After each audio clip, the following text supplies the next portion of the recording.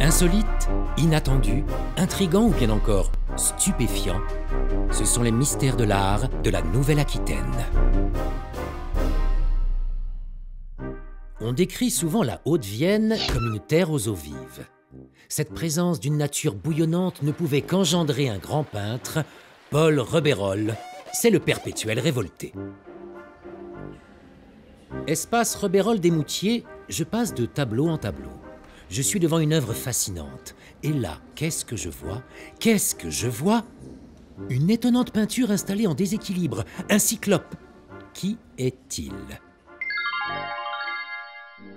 La mythologie antique. Nombreux sont les peintres contemporains qui ont puisé dans ces références. De Chirico, Dali, Picasso, Bacon, Garouste, La Chapelle et même Rebérol lorsqu'il peint la chèvre Amalthée. Mais pourquoi un cyclope? 1940. Hitler a conquis une partie de l'Europe. Il s'en prend désormais à la France. Notre armée est rapidement vaincue. Dans le pays, c'est la débâcle. Le maréchal Pétain entame une politique de collaboration active avec les Allemands. La France passe sous le regard du maréchal. Mais dès 1942, des réseaux de résistance s'organisent. Certains se réfugient dans les bois, ce sont les maquisards. Pour eux, le combat continue. Ils reçoivent des armes de l'étranger et deviennent peu à peu une vraie force de combat. À Émoutier, la ville connaît elle aussi des moments difficiles.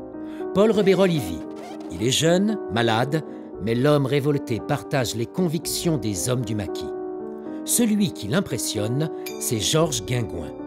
Guingouin est à la tête d'une armée de 20 000 hommes. Il va prendre une part active dans la déroute de l'armée allemande. Au milieu des années 80, Paul Rebérol souhaite lui rendre hommage. Le cyclope, c'est lui, Guingouin. Dans la mythologie grecque, le cyclope forge des armes et des armures pour les dieux. Il vit dans un cratère. Pour les maquisards, ce cratère, c'est la forêt. Ils mangent essentiellement ce qu'ils y trouvent, des châtaignes. Elles sont présentes dans le tableau de Rebérol. Lorsque Guingouin sort de son cratère, il écrase les nazis, réduisant ainsi à néant les activités collaborationnistes de la France. Le Cyclope est un tableau historique qui sait l'impact d'amitié entre ces deux hommes. Les œuvres de Rebérol expriment la souffrance, le martyre, la douleur. C'est aussi ce que les nazis ont fait endurer aux résistants.